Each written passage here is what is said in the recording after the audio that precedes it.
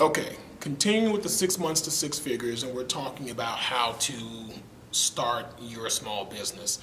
The first video I went over some of the reasons why you can fail. I felt like that was something that needed to be put out there immediately so you don't run into those pitfalls. Now we're actually talking about some of the things that you can do to ensure that you're successful, which are, the first one we'll talk about now is a website. Creating a website, having what's called a digital presence or an online presence. Why is a website important? The fact that I have to even explain this. You want everyone to be able to have a central place, a central location, not unlike a brick and mortar. You want them to be able to have a central location that they can go to and they can get information about who you are, what you do, to be able to see your services firsthand, to be able to match them up from your website to your social media profile, to be able to read the details of your services to see if it matches closely with their expectations and what their business needs are. So having an online presence, having a digital presence, which we're referring to in this case as a website, will give your audience the ability to connect with you on a deeper level. So how do you get started with the website? Well, there are several different avenues you can go down. Of course, you have the content management systems, which would be WordPress, Joomla, Drupal. You've probably also heard of some of the e-commerce platforms like OS Commerce or Magento or Shopify. Those are excellent solutions when you're getting started.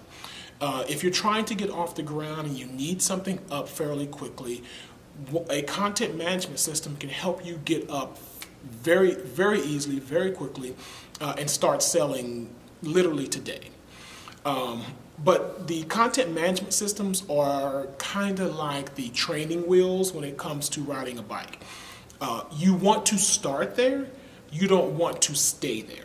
So at some point you want to go to what us software engineers refer to as real development, real software development, which is using another platform, other frameworks. We won't get too technical or get too deep into it, but they will give you the ability to scale your application, among many other benefits.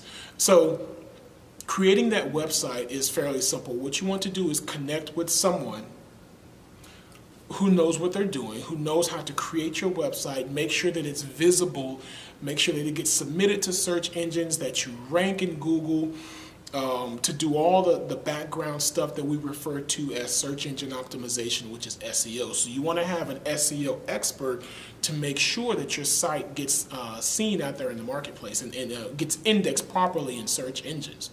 So you also want to build your website with rich content. You don't want to do too much, and I'll explain.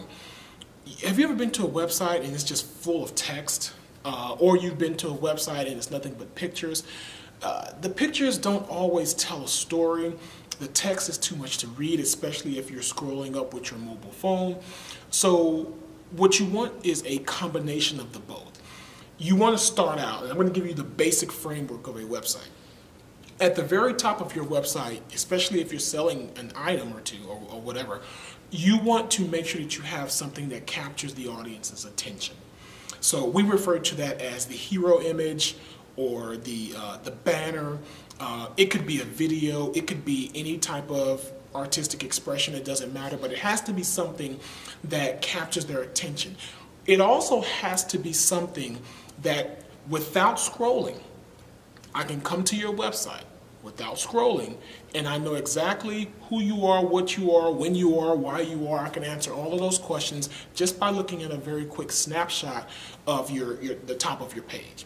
So if you, at the top of your page, if you have a picture of a Ferrari, it looks pretty, but you're actually selling donuts. It's like, but I wouldn't know that until I scroll down. Well, you want to make sure that the website that you have, that your banner, that your hero image, or video or whatever you want, that it is applicable to the rest of your website, and that it starts the story that you want to tell throughout your website. Let's talk about the story.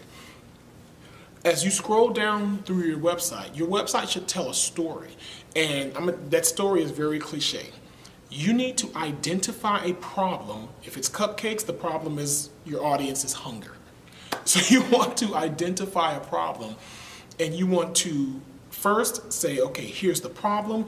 Let's say you have a picture and some words, and then you want to talk about the solution. Okay, so it's a very easy pattern, very simple, that most websites, particularly ones that are selling products that they partake in, is they present the problem to the audience, and then they show the audience that my product or my service is the solution to your problem. As you continue to scroll down, you may want to have, let's say you're a photographer, you may want to have some samples of your work, or you're an artist, you want to have some samples of your work. As you continue to scroll down, you also want to have a way, you want to make it very easy for them to contact you, whether it's via phone or email or some type of contact form on your website.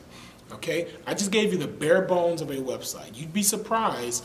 You go to so many different websites of small businesses, don't know how to get in contact with them, have no idea. They say that they do websites, but there is no portfolio. Their top image has absolutely nothing to do with the products and services that they're offering. So you want to make sure that when you construct your website, remember, your website must tell a story. It must start with an expression of who you are, what you are, answer all those questions. And as you scroll down, it should tell a story. It should offer solutions after or during or while you're stating the problem, so that they'll be able to connect and say, oh wow, you know what, I have this problem in my small business. This individual has the solution to my problem. I'm going to reach out to them. They're more likely to reach out to you than someone that all they see is a bunch of pictures and they never quite, understand. They don't get if it's symbolic or something like that, they're just not getting it. It's going over their head, or it's a ton of text that no one has time to read. So just make sure that you understand that your website has to tell a story. It has to be applicable to the product and the services that you are marketing.